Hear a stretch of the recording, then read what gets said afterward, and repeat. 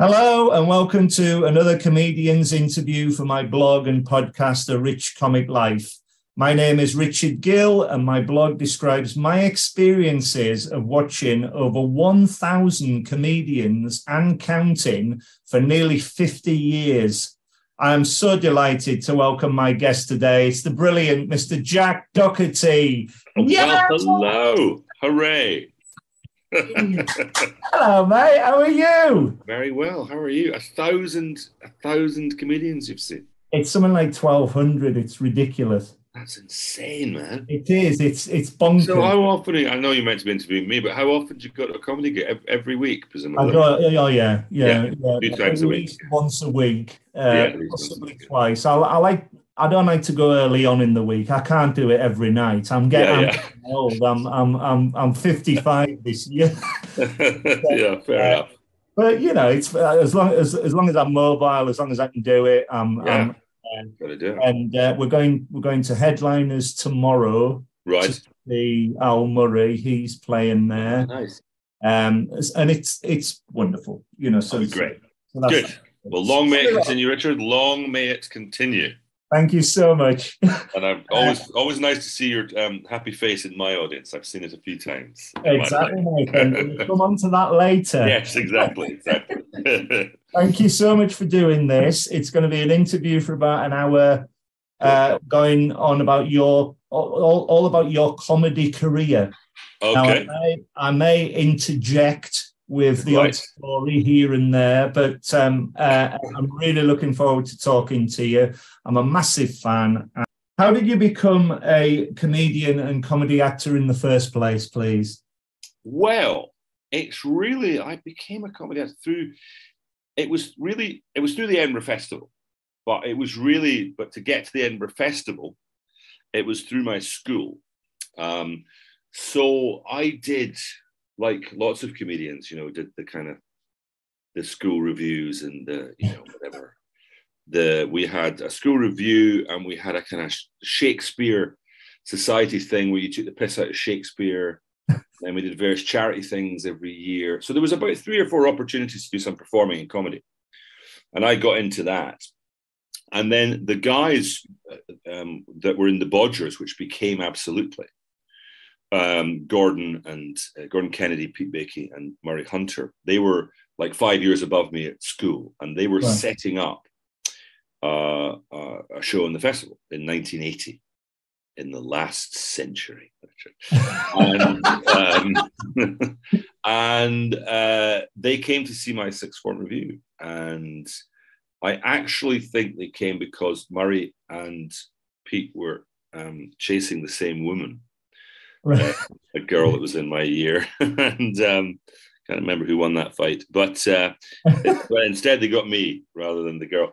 So they got me and said, we're doing this show, do you want to come and join us? So I said, yeah, why not? And again, it was just something that we were going to do in the summer holidays, we were all students, or some of them had started their jobs. But then it just went on, each year we thought, well, that was fun, we'll do it again. And then by about, the first few years we weren't that good. Fortunately, this was before everything was recorded, because I'd hate to see. I feel bad for people starting out now, because you can't escape from everything you do is on tape, on your phone. So we carried on. Then we began to get better and better, and then we got up for the Perry Award. So it was obviously that we were doing quite well, and then people from television companies, they began to ask us to write for them. Murray and I were the writers of the Bodgers shows, so they asked us to write for them. Chris Tarrant did, and Angus Deaton and Jeffrey Perkins from Radioactive, and so we just we became writers. We just kind of, like lots of people, stumbled into it. It was just kind of like, well, we'll just give this a go. I mean, why not? It's that or be a lawyer. And we thought, well, the rest is history. The rest is history. I mean, I dropped out. Murray already was a lawyer. Right. So we had each other to support each other, so we could both drop out at the same time. And it was easier for me because I was only in second year at uni. And I remember directly, I was studying a case on the common ownership of tenement drain pipes. I thought, hang on. That says it all. I'm not entirely sure I can do this for the rest of my life. So we took the chance. We packed up our little car and we headed down to London. Rented a room, a couple of rooms in a place in Fulham, and went for it. And so we were writers for a long time, but then we went back to performing. I just came down to London in 1988, so I've spent half my life here. My home's Carlisle, but I went to college in Stoke, and I did a business studies HND, and so it's all admin-y stuff I'm doing, and the comedy is been such a release. I bet. And I started writing down on an enormous spreadsheet every act I've ever seen. As I said at the top of the thing, there's about 1,200 comedians on there now. It's just bizarre. Yeah, insane. So 88, well, there was a lot of comedians then. We play jongleurs and Malcolm Hardy's Tunnel Club. And that's right. It was a lot of fun. Because you're young and it's like, Oh, it's great. Get wrecked afterwards, walk home. Fantastic. So, as you said, you performed in a sketch group called the Bodgers between 1980 and 1985. Yeah. And you were nominated twice for the Perrier Award. That's incredible. But didn't win it, you'll notice. At least you were nominated. At least we were nominated. Following on from that, what is your view of comedy competitions? Do you think they're a good thing for a comedian? Well, I guess it depends whether you win them or not. No, they're fine. It's always a little bit weird to, to go into competition with other acts because everything's slightly different. The Perry Award sort of became for a while an award for the best stand-up. But when we were doing it, it was really varied. I mean, one year it was us, Hank Wangford, which was a country and western band, the Frank Chickens, a Japanese kind of performance art duo, Paul B. Davis telling stories, a comedy brass band, Theatre de Complicité, who went on to become the best kind of indie theatre group in Britain. They won it in 85. So we were happy to lose to them because that was kind of my show that A Minute Too Late and More Bigger Snacks Now by Theatre de Complicité, I must have seen about 10, 12 times. I just went again and again and again. It was so good. Yeah. Whereas the year before, a comedy brass band, it's always hard to lose to a comedy brass band when you're doing your writing, when you're honing your words to perfection, and then an Oompa band come out and get the award. So it's kind of, I don't know. We've won some, we've lost some a lot. I mean, just last week I was up for amazingly Best Actor at the Scottish BAFTAs, which Dougray Scott won. But that was like the first time I've been up for like a proper acting award. And that one, it was like, oh, well, it's good that you're just in the company of these people. And I always think that when I look at, or like the Booker Prize, they're all this, if you get to the last 6, all those books are brilliant. It's just a question of taste. So, but they're definitely worth it just for getting your name out there and getting you on the map, particularly when you're starting out. And I was known, I was gonna say, do you think it? I think it does obviously help a career. Completely, because you've won a major award or whatever, and you get known and everything. So you get the recognition. So it's definitely worth it, and it's quite good now that you get newcomers, award as well as the main award. So that really gives a kickstart to people who are maybe a couple of years away from getting the main one. I haven't seen her yet, but Lara Racote apparently is fantastic. I was out in Amsterdam doing my Nothing But show, and she was on the same weekend, and we met. So I'm going to go and see her in January. So I can't wait for that. Yeah. Brilliant. Yes. In the 80s, Murray Hunter and yourself became staff writers for BBC Radio. Yeah. You contributed to such classic comedy shows as you said, Radioactive, Weekending, and the News Quiz. Mm-hmm. Tell me how you became radio writers. It was suggested to us by Angus Dayton and Jeffrey Perkins. We were writing for Radioactive anyway, both for their live show and their radio show. And they'd done it. I think Angus and Jeffrey had done the bursary the 1 year, and lots of people had done it before us. I can't remember who they were, but it was people like the Jimmy Mulvilles and the Jeffrey Perkins and the Angus Deatons of this world, and maybe Douglas Adams did it. I can't remember. Anyway, it was a great way of, you got $3,000 or whatever, which was a lot of money back in those days. It was enough to get you down, pay some rent on a flat in London. But we came down, and it was like old school. We were pretty young. I was about 20, I suppose, and Warren must have been 24 or something. And I can't remember the name of the guy who ran BBC Radio Comedy at the time. But it was kind of one of these old school. It was like going into an episode of The Crown from the 1950s. You go into the incredible building that you've seen on television, the Art Deco building, and you went up to his office and he gave you a large scotch, and just sort of went, well, how about it, boys? And we went, yeah, why not? Let's do it. And then you join this corridor and, filled with all these people. And amazing. You see the direct connection right back to the Goons. And you start recording shows, and you go down to it was the Paris studios back in the day, and you come outside and you've been performing and writing, and there's an old lady who's been there since 1925, and she's collected an autograph of every single person that's ever been in the BBC. She shows you Frank Sinatra's autograph and stuff like this. Absolutely insane. And so we did that, and then they said we weren't meant to write for other shows, but they let us, because we got offered a Spitting Image gig.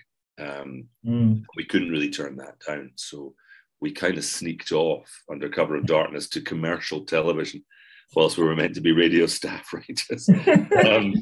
But they didn't. They were very nice about it. They let us go. So just like most things, it was through contacts. We got put up for the job by people who'd had it before, basically.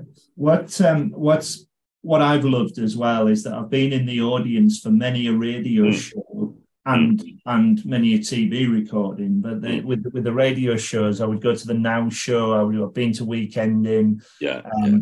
And one particular memory at the Now show, they have this little piece of paper on the chair before you go in, and it's for my one, it was what's the most stupidest thing that ever happened to you at school? And mine was when I was in the sixth form, I fell asleep. Some bastard Tipp-Ex'd my glasses, and when I woke up, I thought I'd died.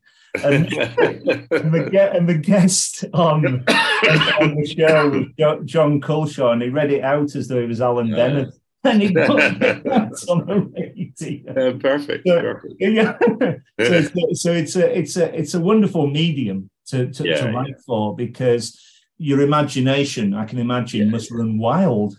Yeah. Well, they always say that, don't they? That's one of the old cliches that radio is the most visual of all mediums. That's why the Hitchhiker's Guide worked. So they've never really quite captured it either in film or television, but it was the perfect radio show. Perfect radio. Absolutely perfect. Because Zaphod Beeblebrox, you can see him. Yeah, exactly. It's not a little prosthetic head, wobbling around here. And doing radio is the most fun as well, because it's so immediate. Yeah. And, we probably will come on to later, start the show that I did. Yes, definitely. Because it's only 1 day recording, or, 2 or 3 days a month or something, if that. Then you can get, you can get Charlie Higson and Catherine Parkinson and Harry Godleman, because it's only 1 day out of their lives, whereas in television it's a bigger commitment. So that's very, very much so.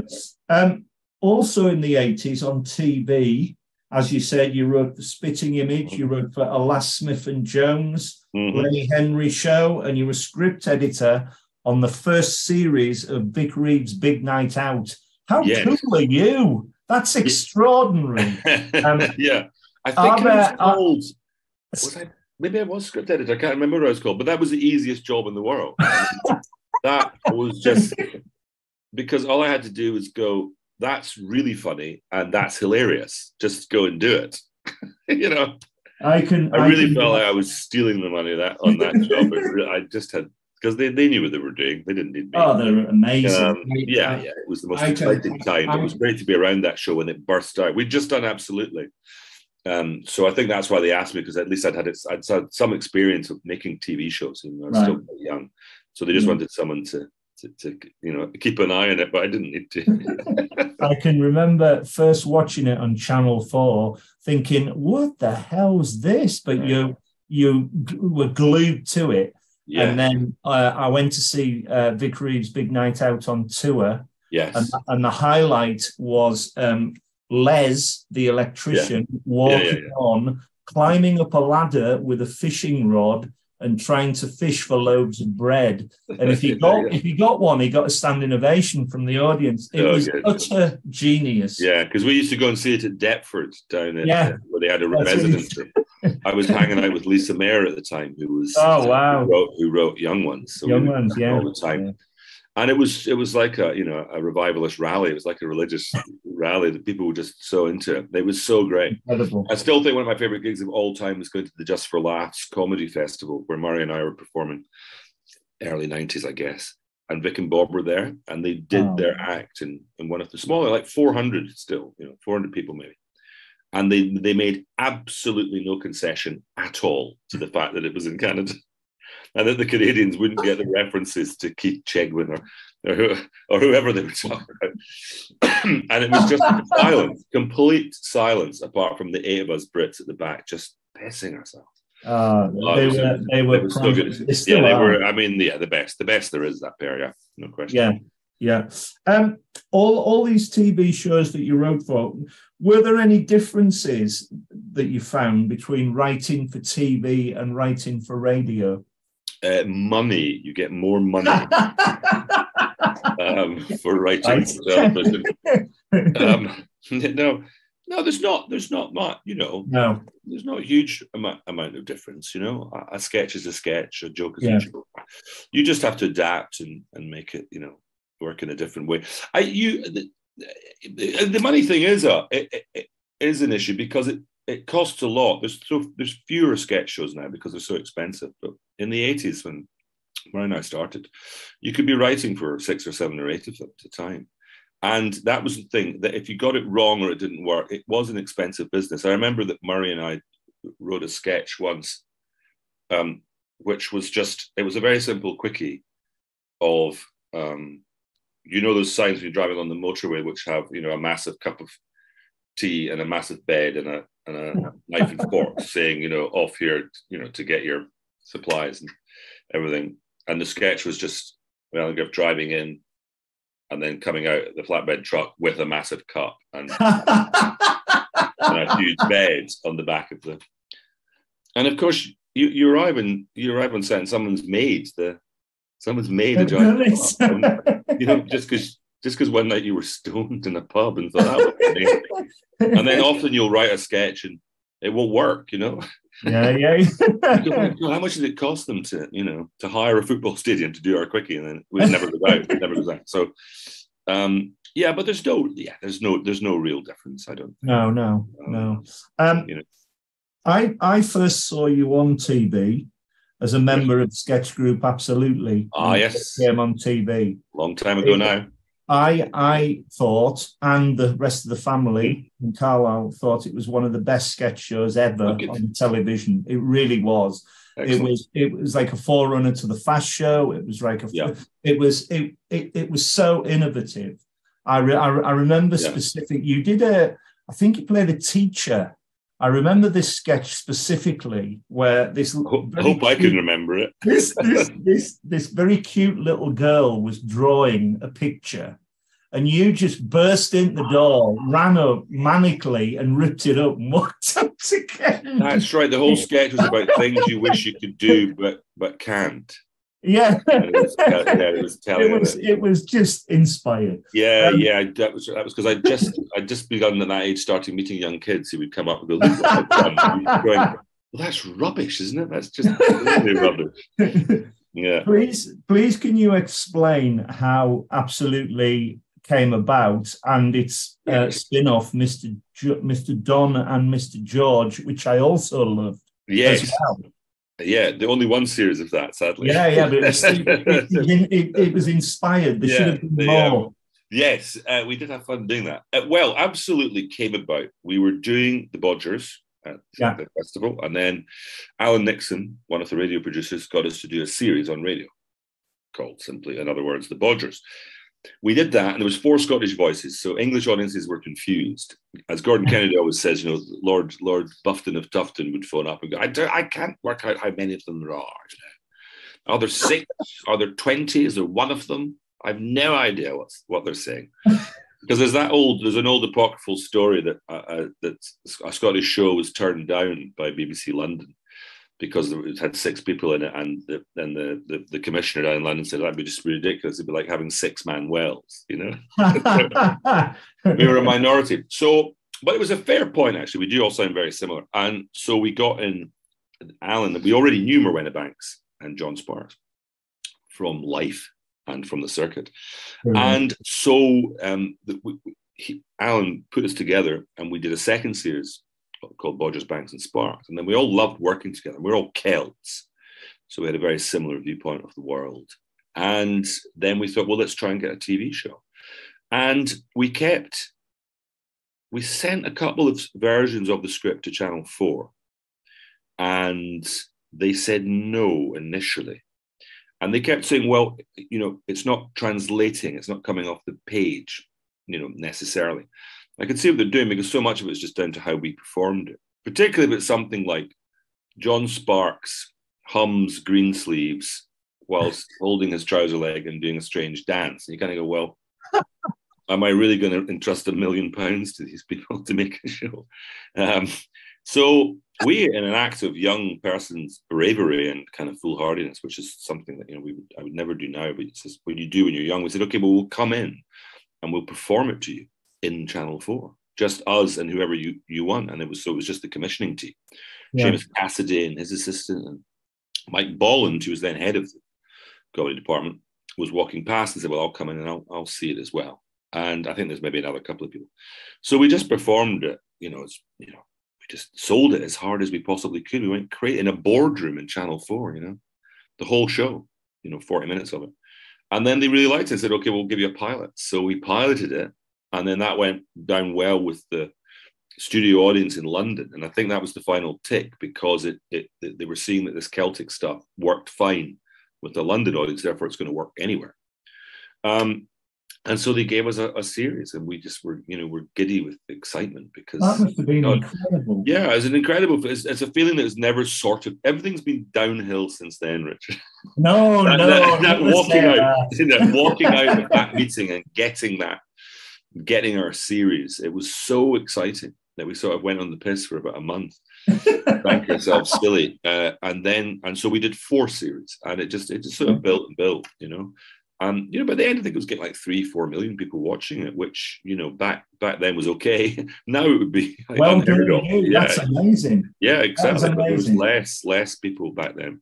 And then we'd had enough of the sketch shows. So then Murray and I thought, well, let's do a spin-off. And we liked playing Don and George because it was kind of so surreal.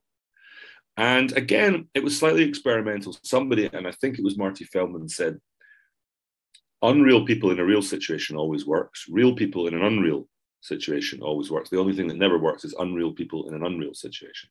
So we thought we'd test that theory, because it's kind of it's not based anywhere. It just exists in these people's minds. It's just kind of a collection of jokes and idiocy. But the people who loved it really loved it.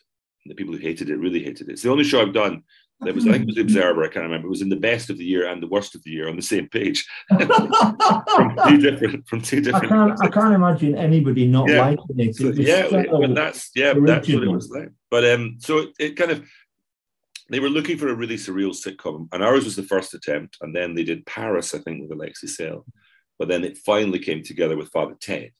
Yeah, people in an unreal situation. So that was what Channel 4 was looking for, and then by God, Father Ted really delivered it, But Don and George, people still come, God, what is it? 30 years on, people still talk about it. It's crazy. I was just going to say, Channel 4's just had its 40th anniversary. Yes. Do you think either Absolutely or Mr. Don and Mr. George will ever reappear? I don't think so, no. I mean, you can get them on demand. It's on 4AD thing. But they don't really repeat things much on Channel 4, and I think it'd be very unlikely. You ever think you'll do any new ones? Oh, any new stuff? Well, no, but the guys got together and did a radio show. Yeah. I didn't do that. So they became a 5-piece. Right. rather than a six-piece, and had enormous success with it, which obviously was hugely disappointing for me because I was hoping. Please stop putting yourself down. Obviously, I was hoping that it would crash and burn without me, that I was the indispensable. Turns out not the case. Because I just thought, well, I'd done that. I didn't really fancy going back and going on the same ground. But I think they did 3 series actually on radio. Yeah, I'm not sure. Something like that. I remember it being on radio. Yeah. Let us but no, on.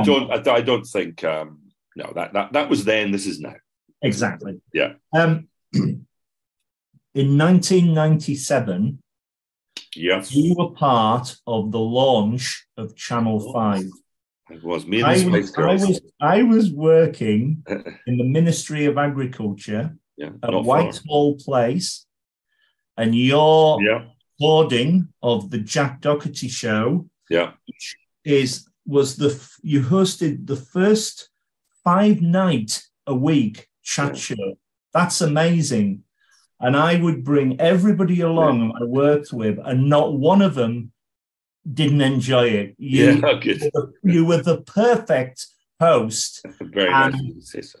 For me, it gave me an enormous amount of confidence because I realized I had a loud laugh, but I would always sit right at the back or whatever. But I would inch myself forward every time I go. You were brilliant at that. You must have enjoyed it. I remember particularly one episode. There was Scotland were playing in the World Cup, and you refused to record the show until after the football.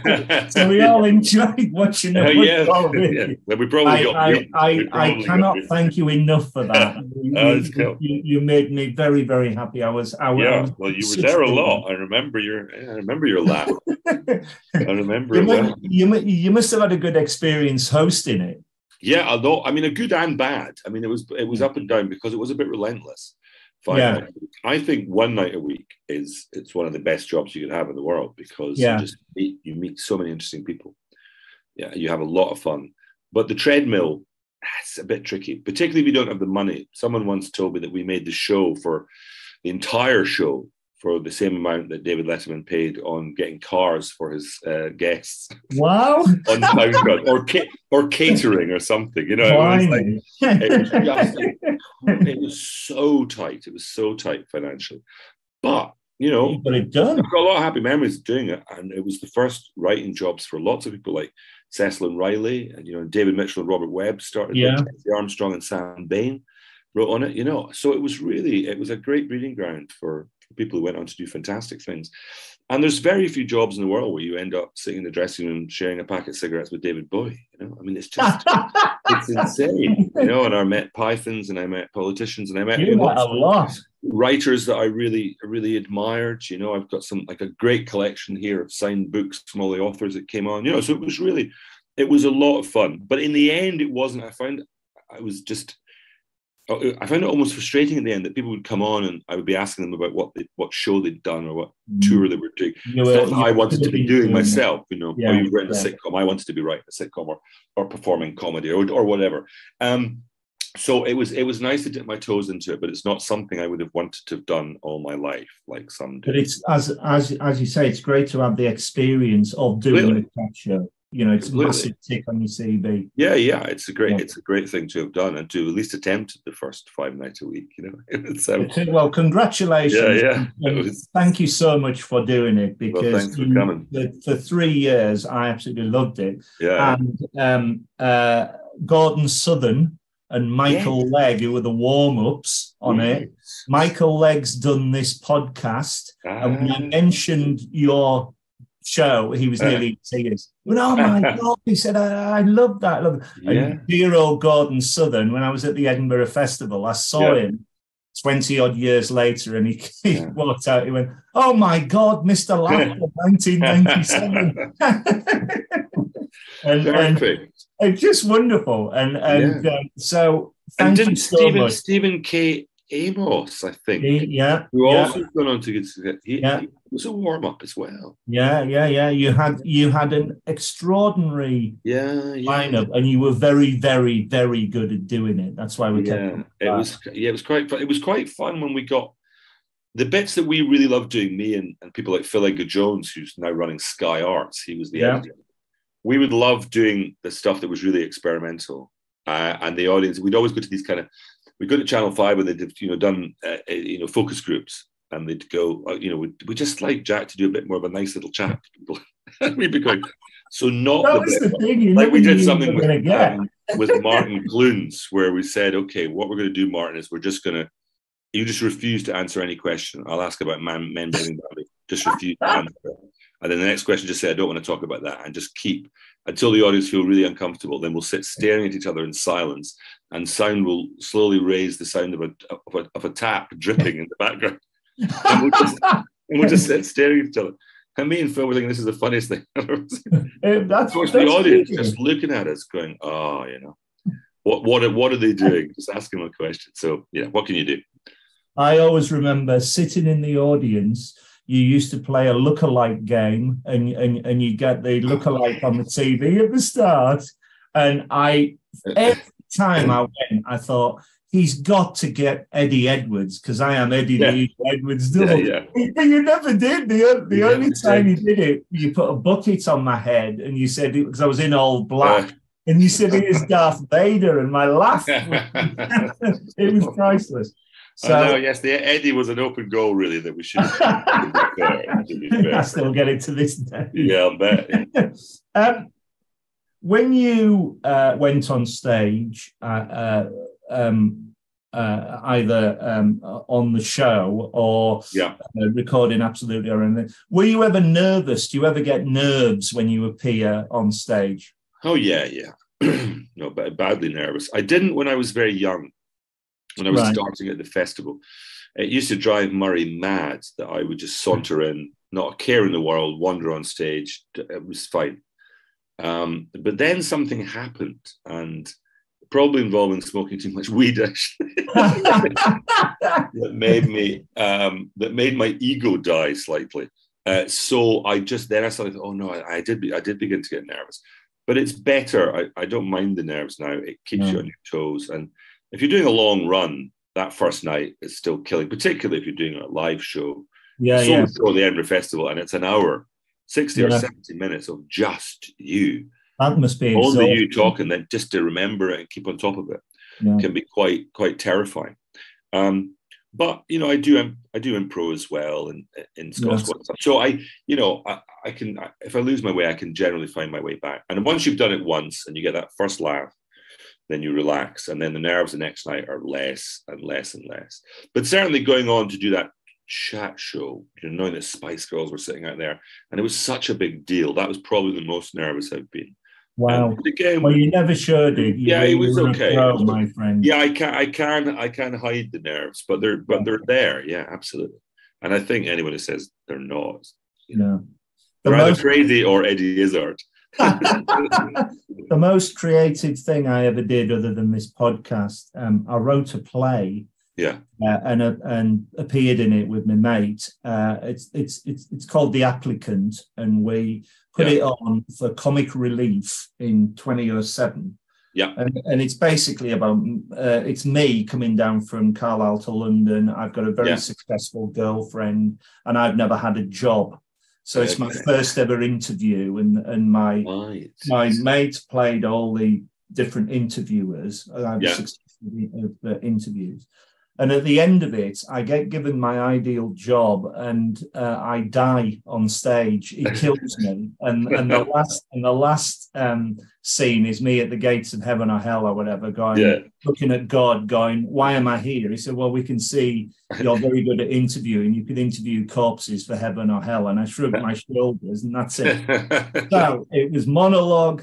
Then he'd come on, and we'd do the interview, monologue. We did 3 of these. We rehearsed it for 12 weeks. I wrote the thing. When I ran out on the first night, looking round, panicking, I never had an interview with the audience, I forgot my lines. And I had 6 pages of monologue, and I thought, I'm like a rabbit in headlights here. Oh, This is man. awful.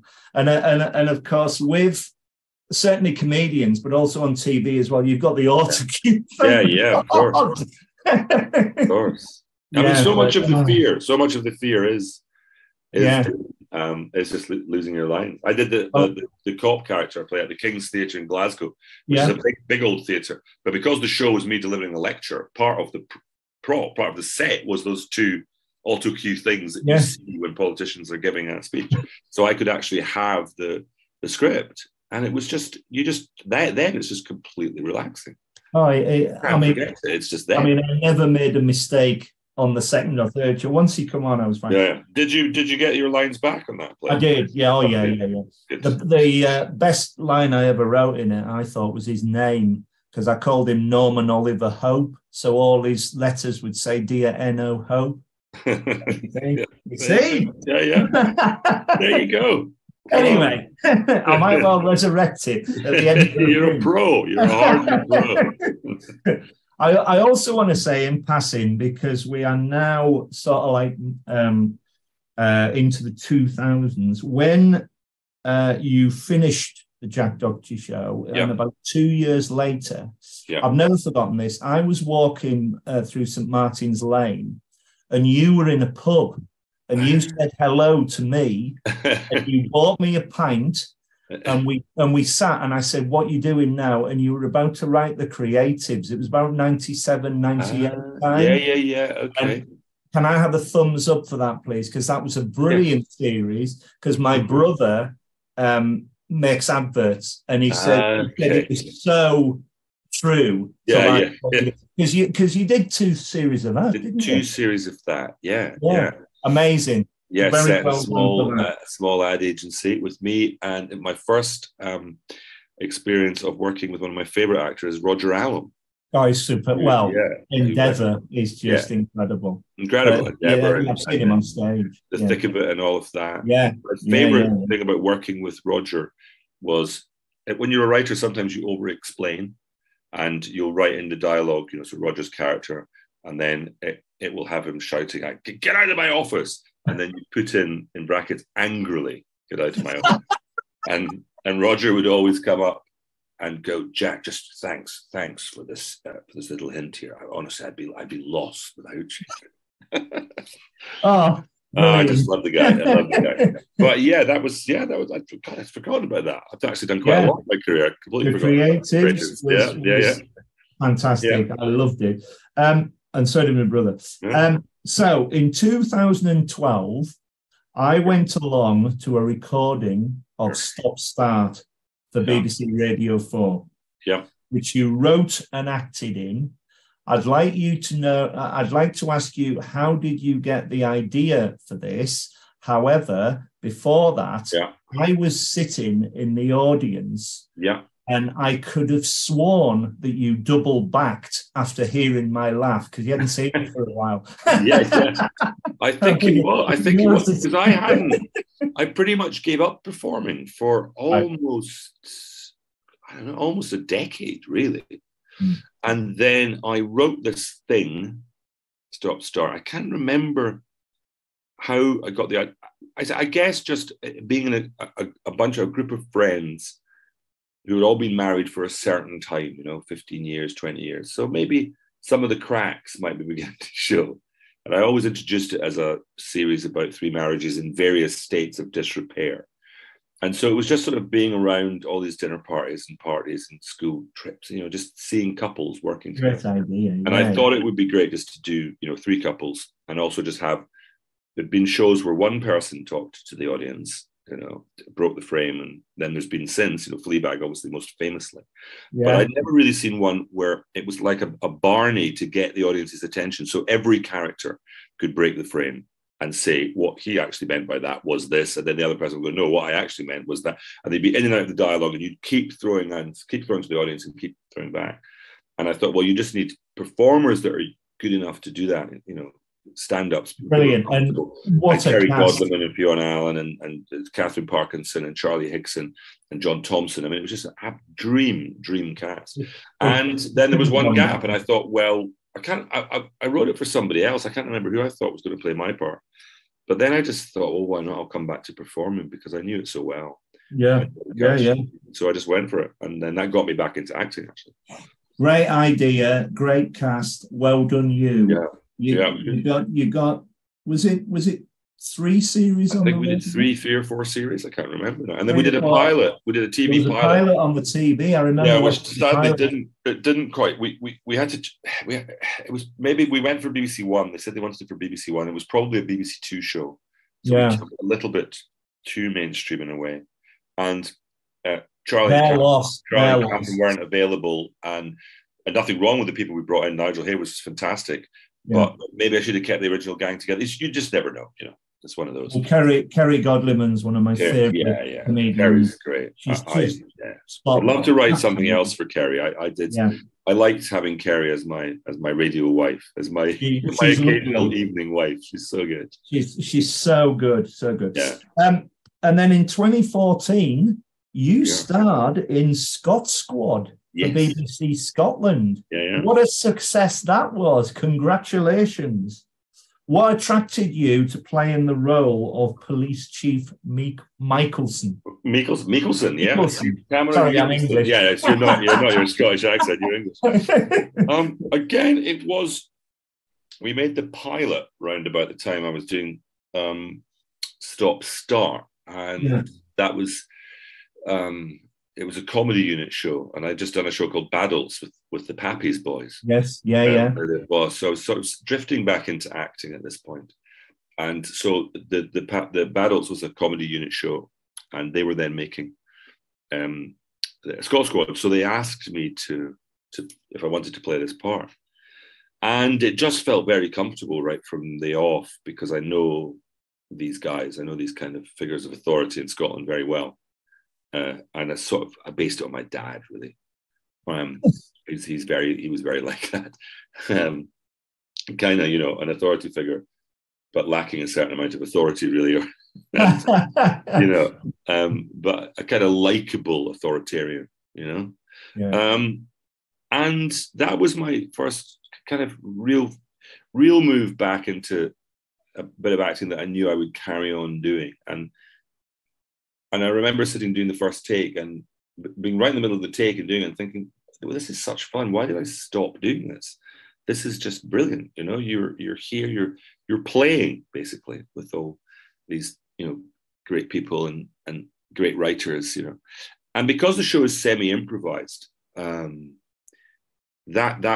I really enjoyed. So you get a script, but it's just in bullet points.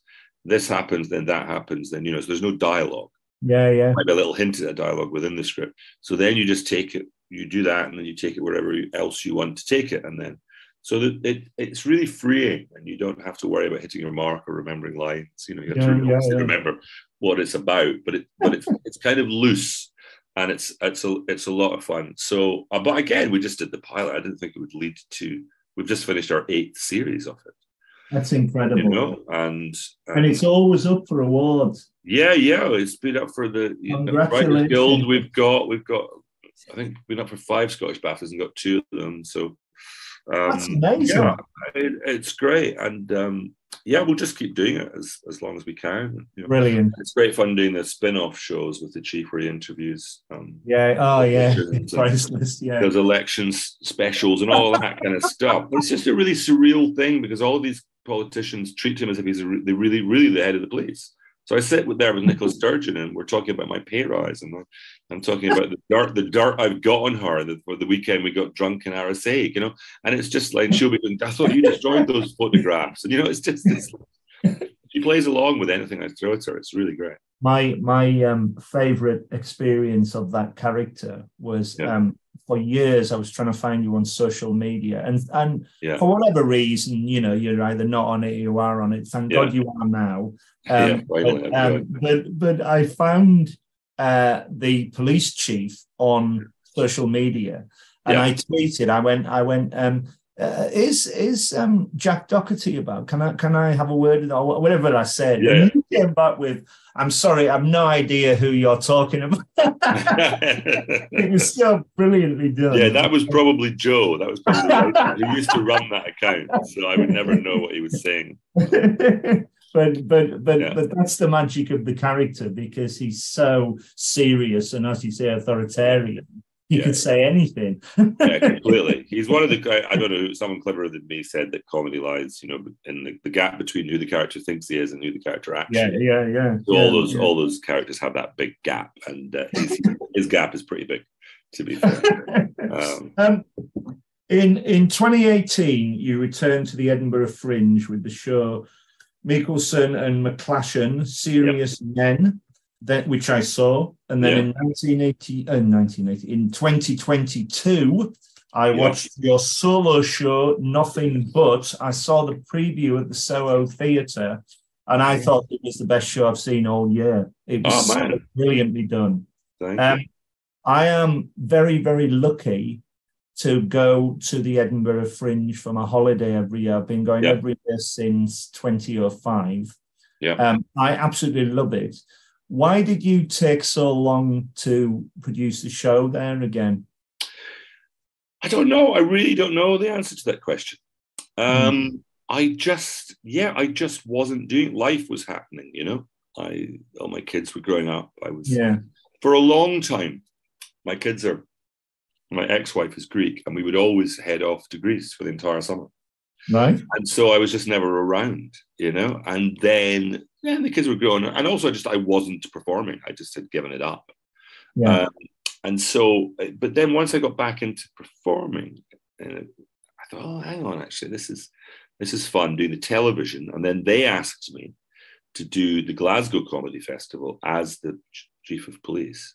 Yeah. And then that was talking about nerves. That was pretty nerve-wracking, because I probably hadn't performed live on stage, well, since at least the chat show days. I mean, that's kind of, I hadn't done an actual show live on stage since 93. So it was like 20 odd years since I'd performed live on stage. And I was coming straight back to do an hour and 45 minutes in character in the King's Theatre in Glasgow.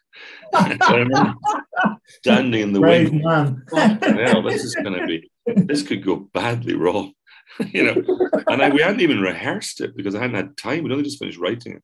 So I basically went out and did it for the very first time that night. But it worked.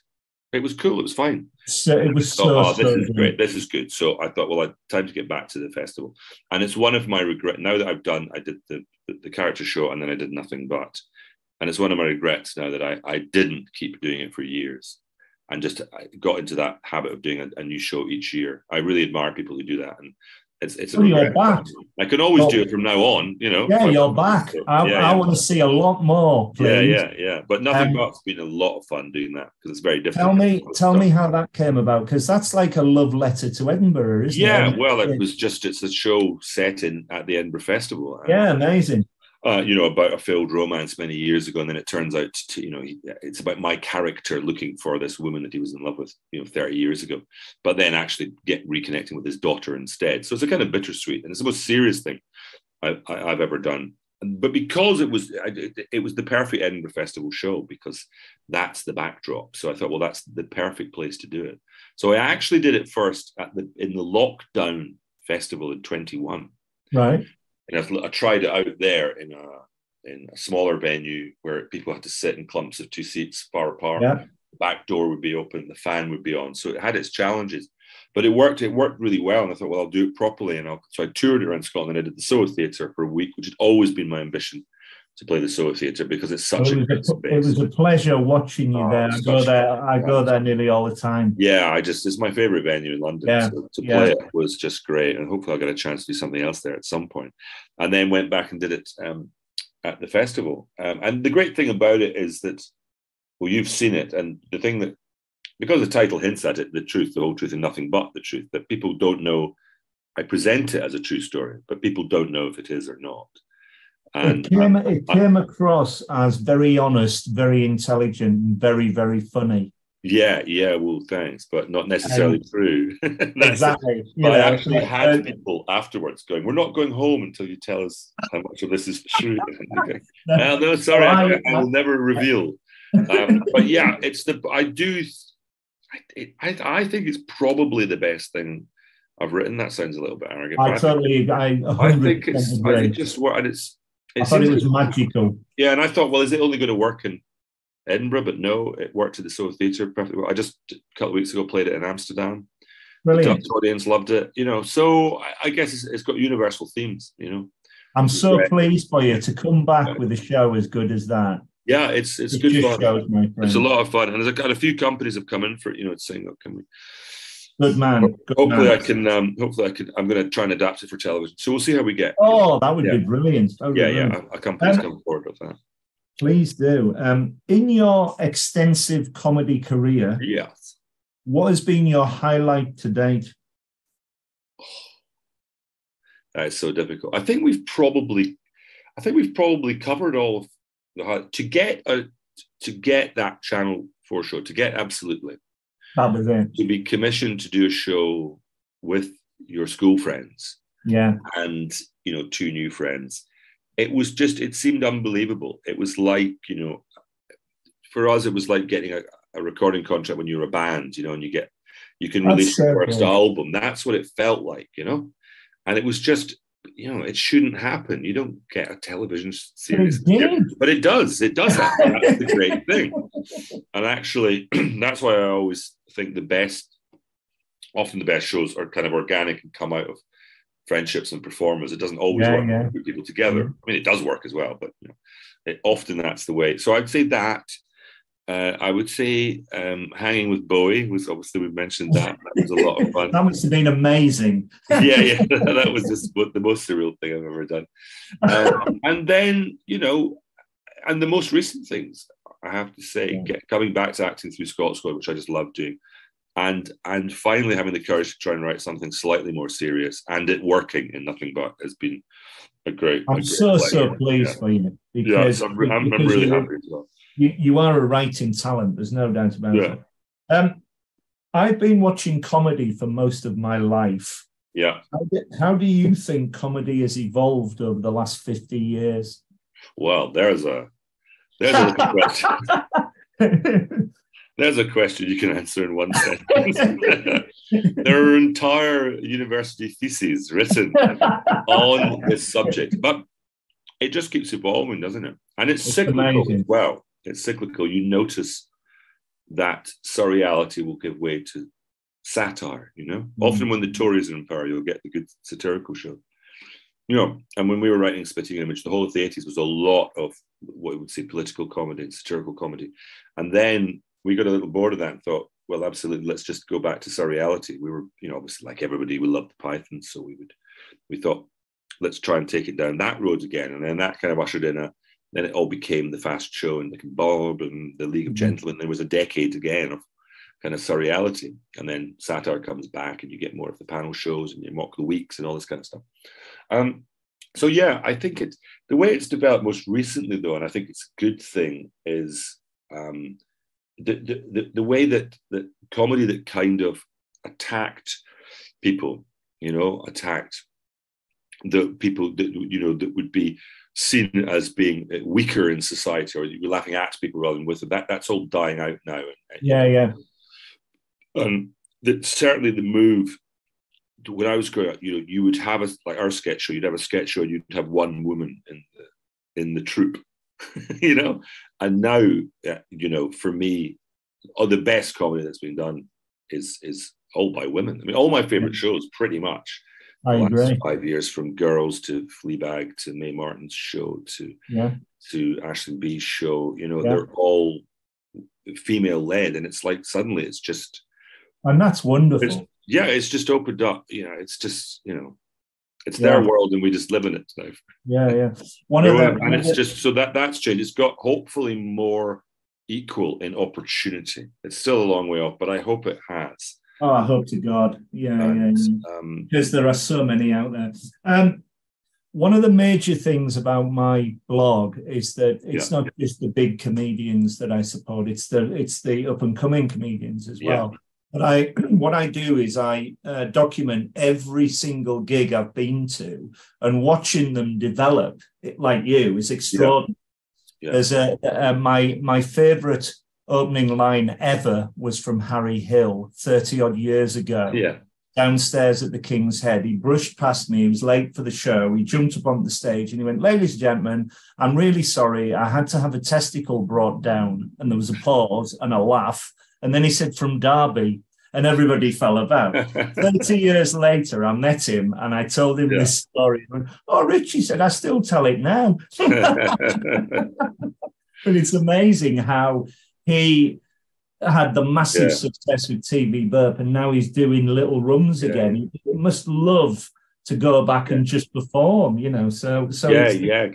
It's wonderful. Well, I still, every time I look at a little individual packet of cornflakes in the hotel we're staying in, I remember seeing Harry Hill a million years ago, and he came on. He was wearing one as a little hat like that, but he didn't mention it for like 20 minutes. And then finally just went, "Oh, these new cornflake hats are rubbish." Took it off. Just like, he is a genius. It was perfect. Talking of Harry Hill, who are your favourite comedians, past and present? I think it's interesting when I'm asked this, because it seems to me that it's always double acts, and I've been in a double act myself with Murray. But when I go back, my earliest memories were watching Laurel and Hardy with my grandfather and loving, just loving Laurel and Hardy and just obsessed. They were. When I was very little, you know, and I still just absolutely.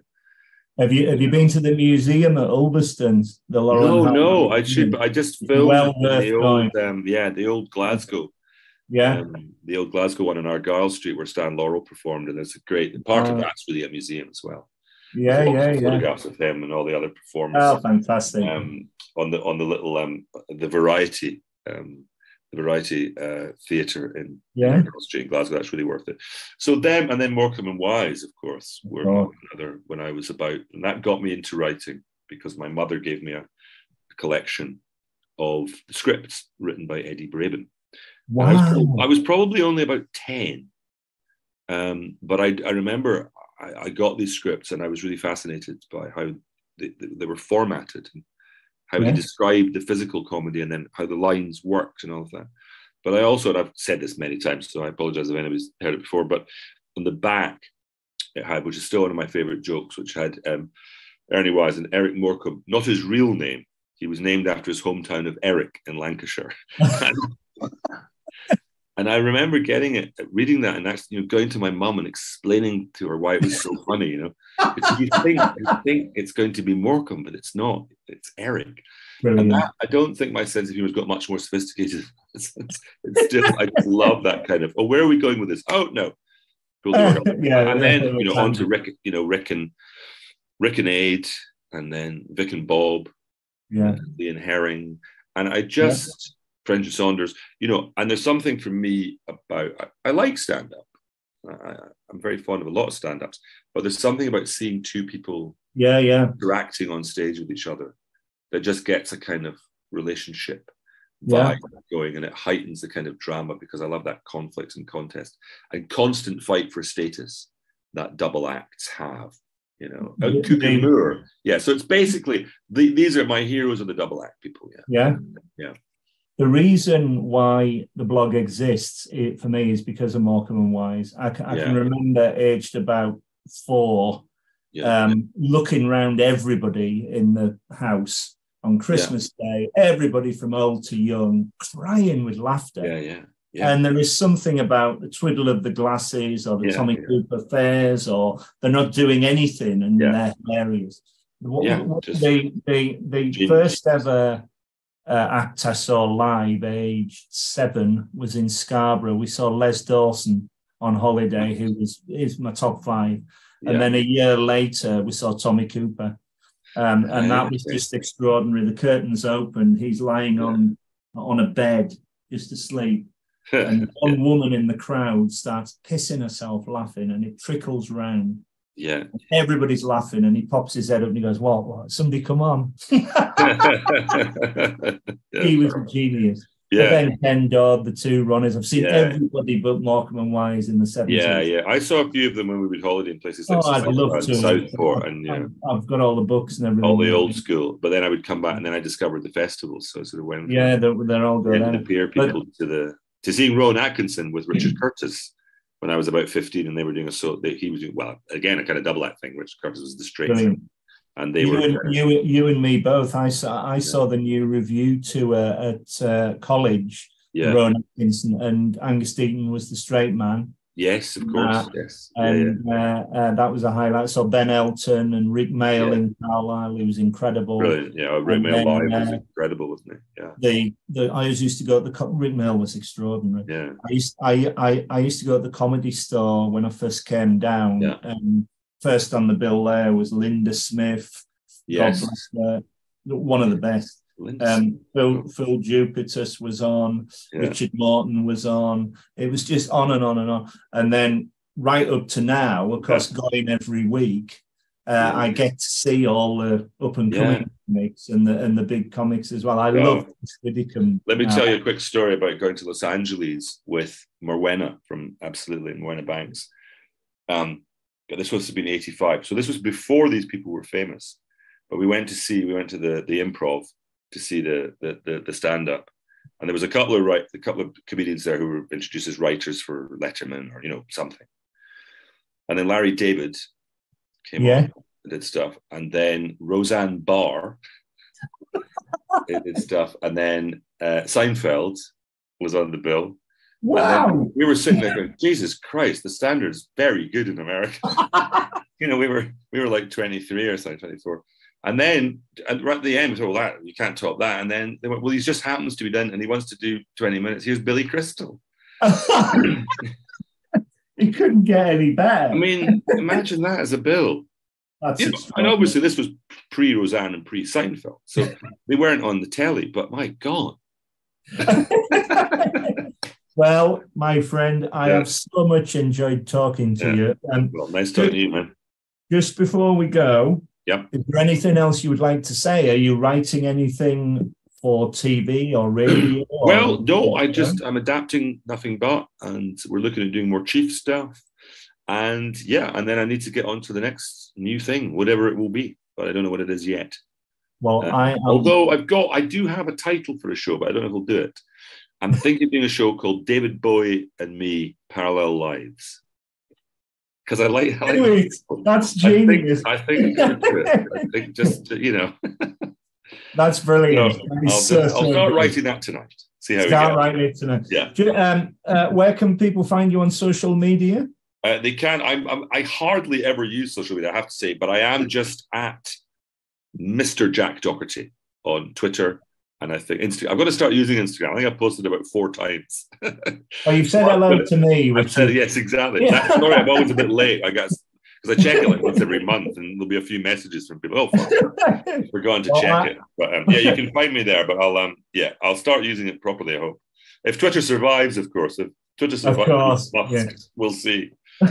Well, thank you so much. I, for one, cannot wait to see you again live, because I think you're a major comedy talent.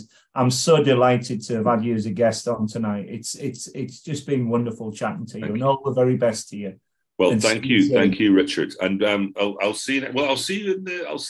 I'll see you in the audience sometime. Definitely. Yeah. Okay. Definitely, man. My friend. All the best to you. Take care now. See ya.